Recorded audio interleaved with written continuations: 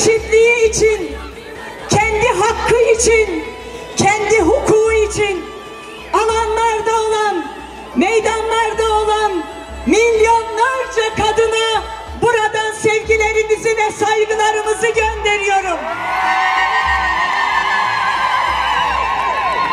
Ama en büyük selamı bugün 121. gününde olan, bedenini açlığa yatıran, Türkiye'nin geleceği için, kadınların geleceği için açlık grevinde olan sevgili Leyla Gülen'i sevgiyle, saygıyla selamlıyorum.